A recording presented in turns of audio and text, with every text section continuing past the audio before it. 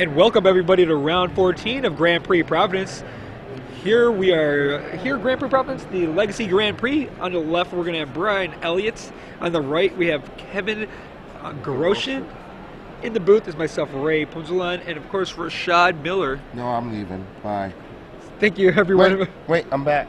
Thank you everyone for watching with us live or the recordings.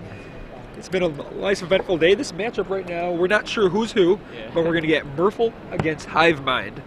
The Hivemind combo is usually a show and tell deck that has Hivemind. So a lot of them also have Emrakul in there as another way to win. And once you get Hivemind out, they play the red pack, and you make a copy, and hopefully you can't pay for it. Yeah, hopefully you can't pay for it in red. And if you can, sometimes they play two things. Sometimes they play the pact, and then they play the blue pact to counter their pact. So now you have a blue pact and a red pact. Now they're rough. Usually you can't pay 7 RBB. A lot of times people have a hard time playing 7 RBB. If you do, you don't. That's probably 7 what RUU.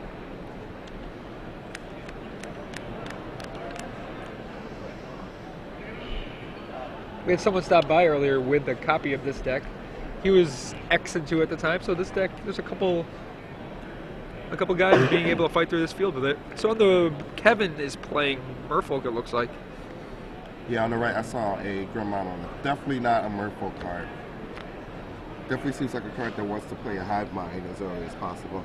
On Brian's side, you said? Yeah.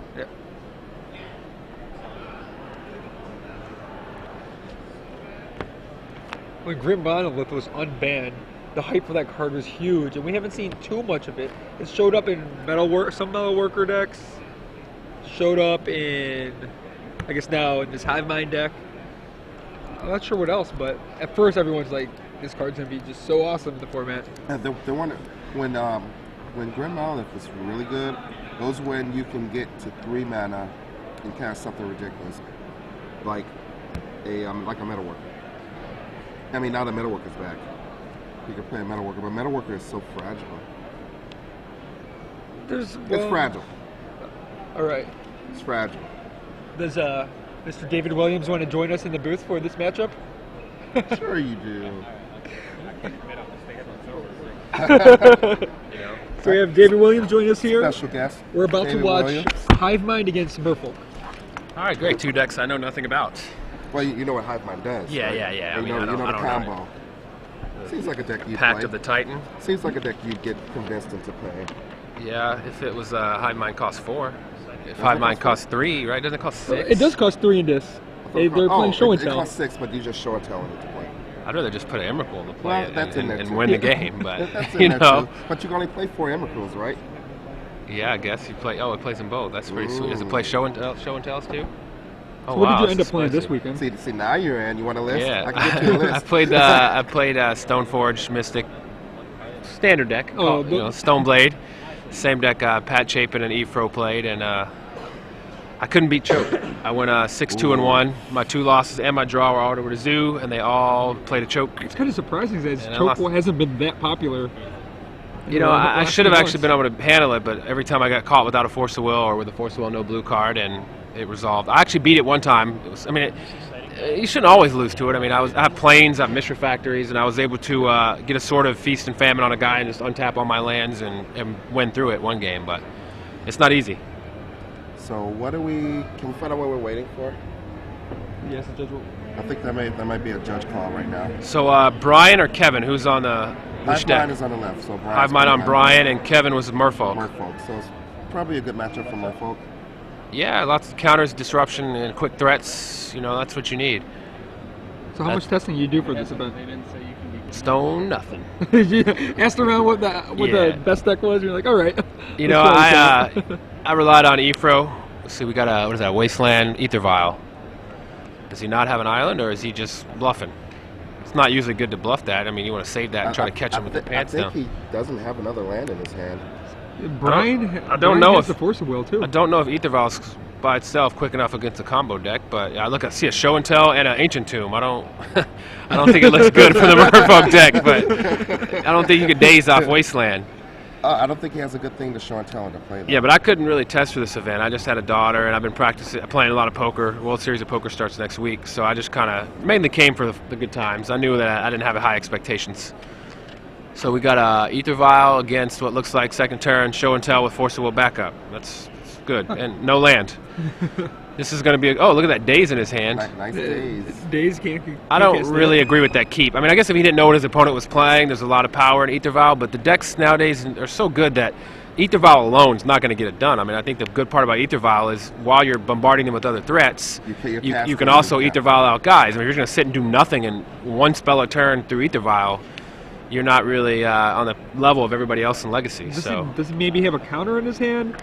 Mental Misstep's so popular. Can you just keep a Ether Vial, no counter, nothing else in? I mean, yeah, that's the thing, right? Like a hand like Wasteland, Ether Vial, Misstep, Force of Will, blue card, maybe. But I mean, you're playing Merfolk. The whole point of playing a deck like that is to attack, quick creatures with backup.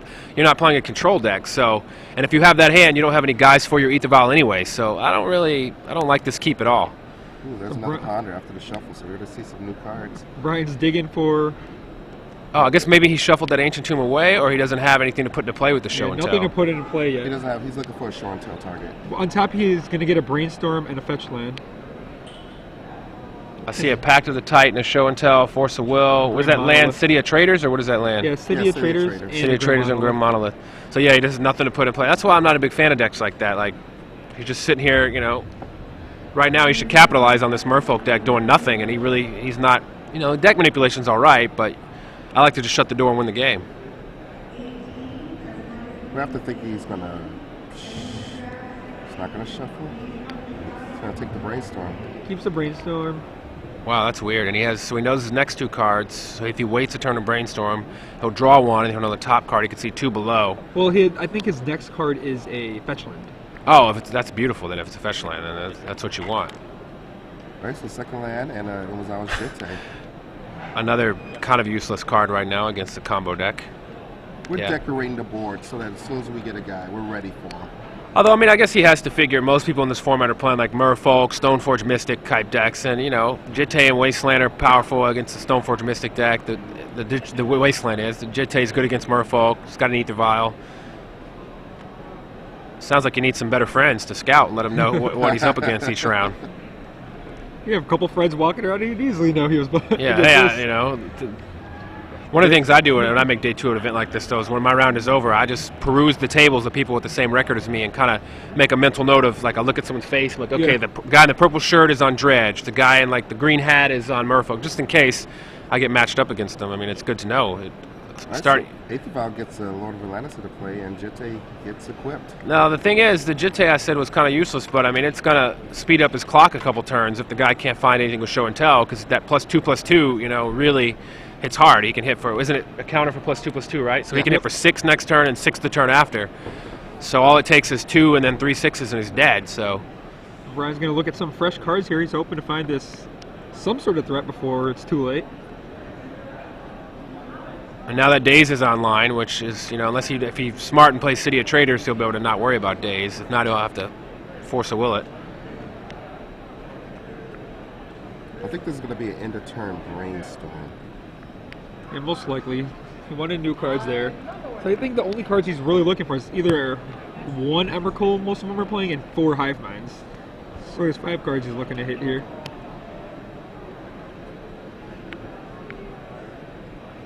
There's that Brainstorm. Yeah, I'm not. There's a fetch land, a pact, and an intuition. Intuition can find the Hive Minds. So you get Intuition for Hive Mind, and he has Force of Will Pact backup, and then. And he can play Ancient Tomb. Well, if he has City of Traders and Grim Monolith, he can tap the City of Traders, play Grim Monolith, and then tap the Grim Monolith and all 3 of his lands to do both. But then he's also going to have to force the Daze, so he's going to hope his opponent only has 1 counter. Oh, he has Pact too, so he can actually win through 2 counters. So he should be able to win. I don't know what he's thinking about here. You just put 2 on top. Yeah, untap, City of Traders, Grim Monolith, tap them both, Intuition for 3 Hive Minds. I mean, it took me a while to do that math too, so he's probably thinking about it still. Yeah, but this guy's been playing it for 14 rounds.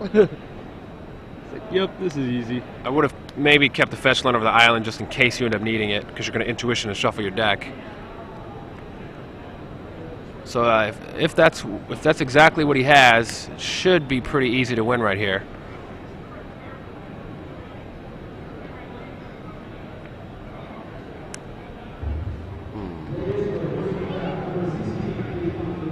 Tap that. 6 traders. Grand Monolith.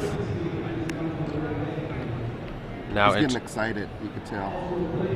Yeah, I mean, it's always good to just double check your steps, though, when you're at this stage. You know, you don't want to make a mistake and lose, get sloppy when you've got it in your hand. You got to make sure you close it out. So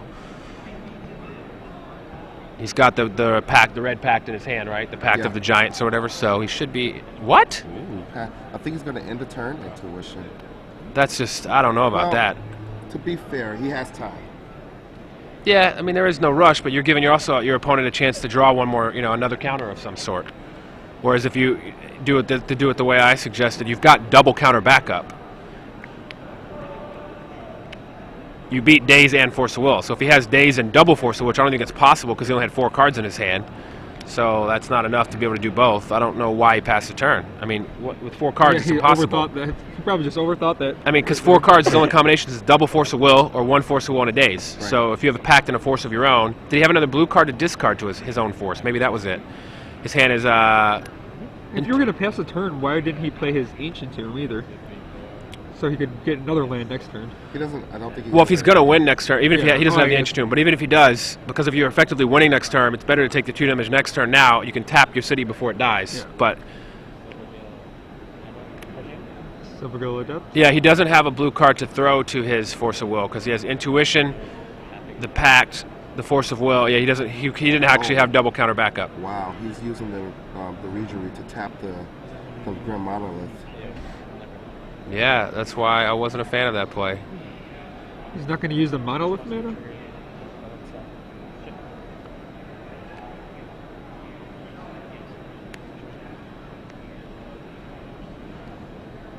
Or maybe he regeared an island? I'm not sure what happened there. It looked like he pointed to The Grand Monolith, yeah. Which if he did, then you should use that. I'm not sure what's going on. 1 Hive Mind, 2 Hive Mind, 3 Hive Minds. There you go.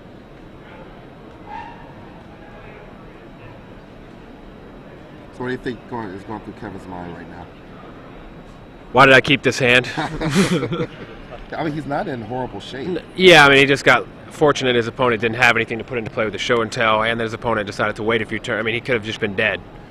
That's the thing I notice a lot of people don't go for it in a situation where waiting is often wrong, because you give your opponent chances to draw answers, and sometimes the best situation is just to go for it right now. More often than not, they don't have it.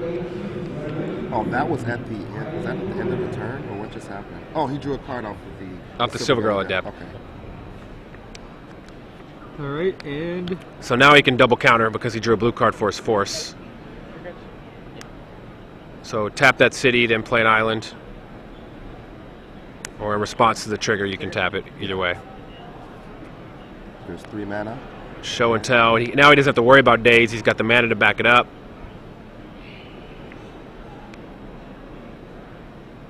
See what Kevin's And doing. Merfolk scoops it up. No, he's going to go through the motions. Yeah. Maybe he doesn't have a pact.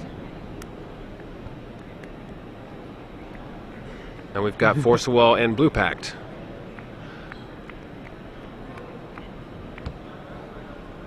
There you go, and he backs it up. All right, so Brian wins game 1. Yeah, so to be clear, he actually made the right choice saying go. He didn't have a second blue card to pitch to his own Force of Will. He only had single counter with Pact, because his Force of Will didn't have anything to throw with it. And if you're looking for someone to blame when you can't pay for your packs, feel free to blame Brian Kibler. And GameXera.com, the home of all of the Blame Kibler apparel. You get your binders and your T-shirts. And What did he do? What did he do? He didn't do anything. You're the first one to ask that. Everyone just accepts to blame him. But if you use the coupon code Jesus Live when you check out, you get 10% off your entire purchase. So don't forget to check out tinyurl.com/BlameKibler. That's the Blame Kibler Facebook fan page. So you can go there and like that. I'm not sure if he actually did something. It's a running joke that started 2 years ago with gaming, etc. and Brian Kibler. Or maybe he did do something. I don't know. We'll ask him later. So what kind of things can Merfolk even bring in against this deck? He probably is not prepared for this matchup, but he might have something in his sideboard that will help. Yeah, I'm trying to think, what he could have. I mean, more counters in a sense, but like, what are you going to counter? I mean, he's already got Force of Wills. You don't want to change your deck and like put in a counter spell. It already has something like that. You got to still play your threats. I think he's just got to be more selective on his opening hand and really try to get one that has a quick clock and some disruption. A couple dazes or a Force of Will.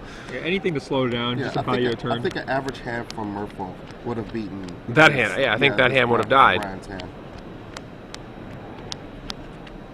He just saw the vial, and I mean that's a lot of Merfolk players see vial and like, all right, let's keep it.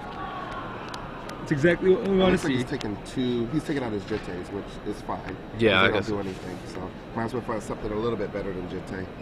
Not sure what he brought in. I'm not familiar enough with Merfolk sideboards to know. I mean, is he splashing a color for like maybe Pyroblast or Memoricide or something like that? Does he have any kind of technology of a different color, or is he all? I think this is just all mono blue, and he won't have too much. No white for like Meddling Mage maybe or something like that. There might be does Hydroblast maybe he might have. Blue Elemental Blast, does that get Hydroblast helps because you could just counter your copy of the... Counter your own pact. Yeah, but like, is that the only pact he's using? He doesn't have like a white pact or... It's just red pact and blue pact. He can get them with red pact, wait to resolve your copy, and then blue pact. His red pact, so that now you have to pay for a red pact and a blue pact, and you can't use your blue pact on his red pact. Right. But, Hydroblast is definitely better than Unza. Is it better than Unza, Jitte? I don't know. That's a little situational, but maybe. I mean, what happens if he puts in an Emrakul? I guess nobody can beat that. Yeah. Does he have like curfew in his sideboard or something like that? I don't think he has a curfew. It would be nice, but... I don't even know if Kevin's expecting Emrakul now. He's got it. I mean, you got to figure if they're playing show and tell. You might as well play. They have an Emrakul. Well, why would they not have an Emrakul in their deck?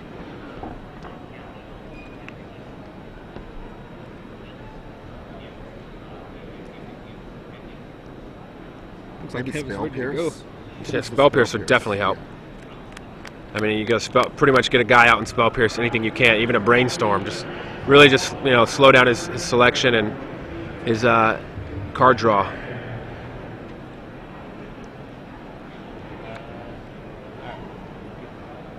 On top of Brian's hand was a mental misstep, so he'll be able to slow down the fastest the Merfolk draws. Yeah, that's why I'm not sure if, Merfolk may win, or I don't know how it's doing, but that was one of the reasons I didn't want to play Merfolk. Cards like Mental Misstep just seemed like it really gave control back, the edge that it didn't have. Being able to counter that vial on the play or draw is just so beautiful. So now Brian has the combo in his hand, he just needs a pact. Does he have a blue pact? I thought he had a blue pact. He has Show and Tell and Hive Mind. Yeah, how does it work with just a blue pact? You play a Hive Mind and then you have to... You have to play another spell. Yeah, you have to counter something with it to make them counter. On your turn. The awesome thing about the Hive Mind deck is, like, if they try to counter your pact, their counter gets countered because the Hive Mind triggers stacks, so you can just counter their counter.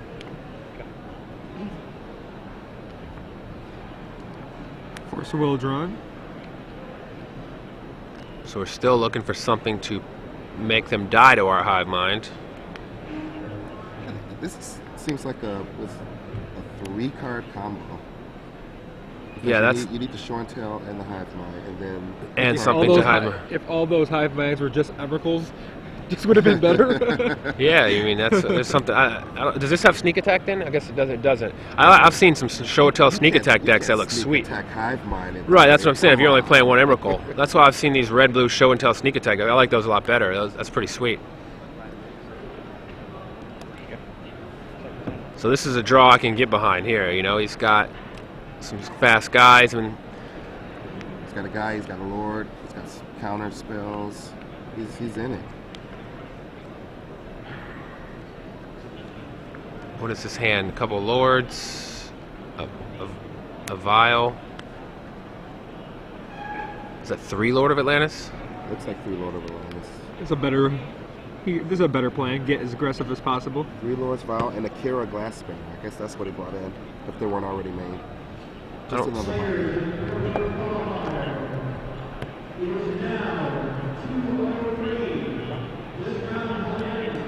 More mana.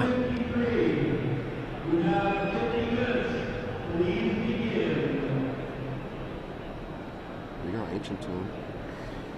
Maybe not. It's going to take a lot of damage next turn if that Lord comes into play.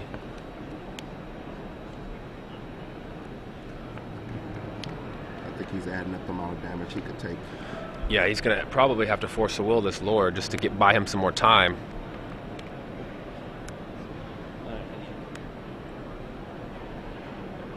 If I were the Merfolk player, I would wasteland that Ancient Tomb, play Lord of Atlantis, not in that order.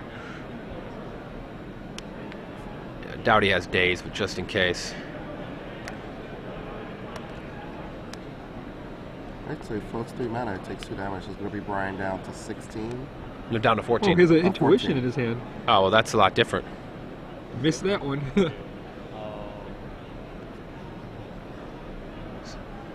So yeah, he actually can't declare his attack step because he didn't want to lose the bonus of the Lord before the attack to make him intuition first. So he has to play his Lord, and he gets to use the floated mana. So he's got a City of Traders, Force of Will, Show and Tell, Hive Mind. This looks like it's his. He should be able to win this one too, as long as he's playing 3 red packs. Or he could get 2 red packs and an Emrakul. Nope, 3 red packs.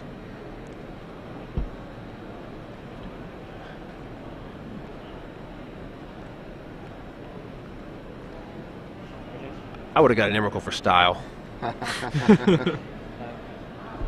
Although you probably lose to you that. actually lose to that Yeah, because then he it's like, attacks yeah. you for 7 now, and next turn he attacks you for 9, and you're dead. But Well, Eddie gets an extra guy from Show and Tell. yeah, so just kidding. So he gets the Pack of the Titans in his hand, and now the trigger is going to tap down that island from the Merfolk Regery. What does that die? I think it's the one blue he was floating. Now it's nothing. He floated a blue. That blue's gone. Because That the mana's gone already. the Regery tapped now. Yeah, okay.